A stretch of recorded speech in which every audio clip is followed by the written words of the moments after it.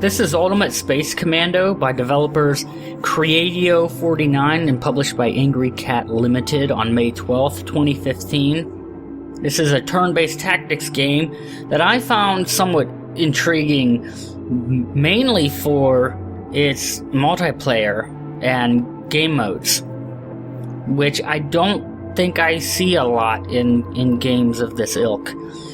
I'm a huge turn-based tactics fan, and even if I don't end up continuing one of them, I love to at least check them out.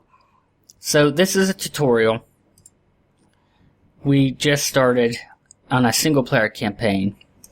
I want to show you a little bit about it and then talk more about what I find intriguing about this. So I will go into some details about the game and some just sort of banter about how I feel about aspects of it. But first, if you want, you can find out more about me, all my videos, all my websites I manage and run on my Patreon, patreon.com/Stratix, STRATX.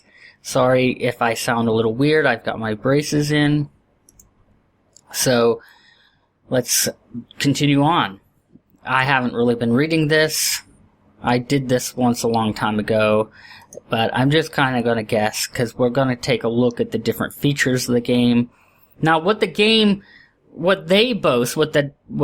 developers put on their Steam page is that map elements are interactive. It's got a campaign mode. It's got a combat system based on 4 stats. Those being HP, morale, action points, and armor. It has 9 RPG-like attributes, which I didn't run down the list of.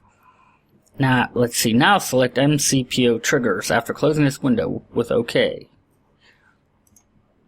Alright. There we go. Now, this is a lot of tutorial stuff. Try moving. OK. So, as you can see, this is the kind of turn-based tactics, and I love using the word tactics with a game like this instead of turn-based strategy, because it feels like a successor of a board game, of a tabletop physical tactics game that either had pieces or not, and was more of an RPG. It's closer to something that actually had physical pieces. So as you can see, we have action points. On the right is all of our data for our units, our soldiers. We can scroll around and look at the map, but this is only what we see of the map so far. There's more to it that will be revealed. So I can actually go all the way up here. Let's just walk really far. There we go. And now look. We can see something else going on here. Now we can click to center on all of our units and see what they have, see their AP, see what it'll take to get things done. So anybody familiar with turn-based tactics knows the score here. It's based off of taking turns or phases, ending your turn, then letting the enemy take its turn. Each of your guys will have so many action points that they can use to move, and then perform other actions like attacking or disabling a lock. This game has some interesting. Let's see how far this guy can go. He can go all the way to here. You can even open that door. Now I'm about to show you one of the aspects of this game. We might have to end the turn actually before we get there. Oh, we can't go that far.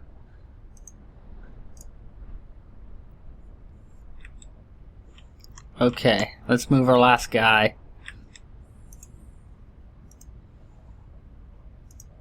Nope, can't move that far. Terrain in the way. Now we can end our turn. More experiment a little with moving around, turning, opening, closing doors. Okay.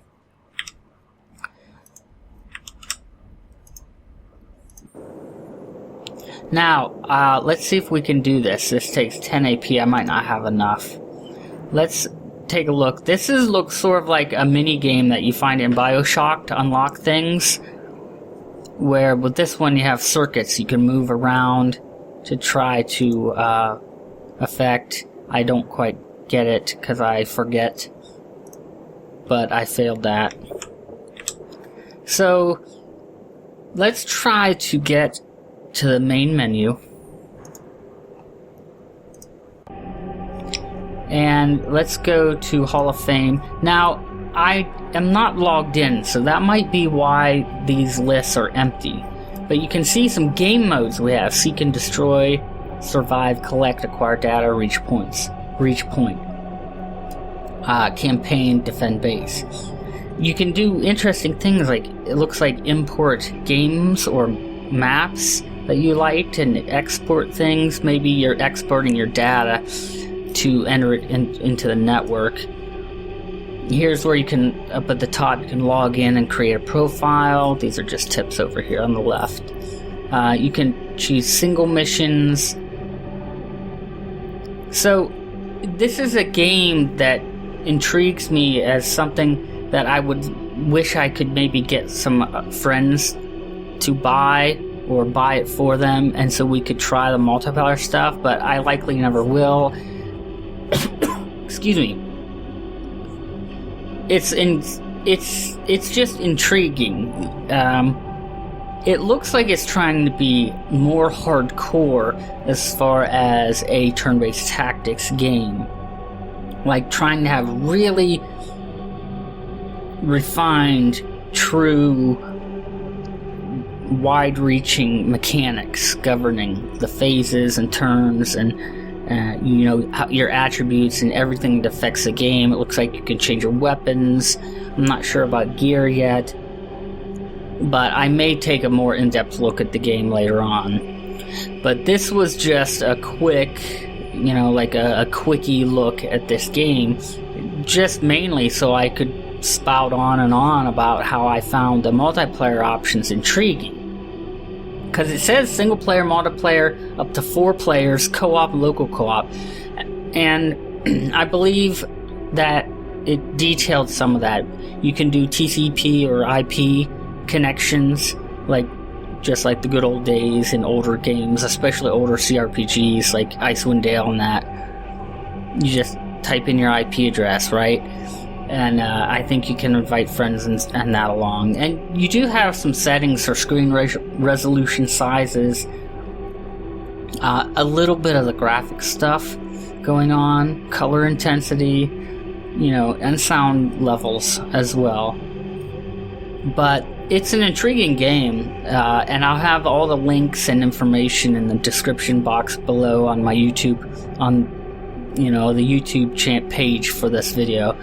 But I'm going to post it probably on Zero Friction, my retro indie gaming website as well, which is zero-friction.net, and on my Patreon, which is patreon.com/Stratix, STRATX.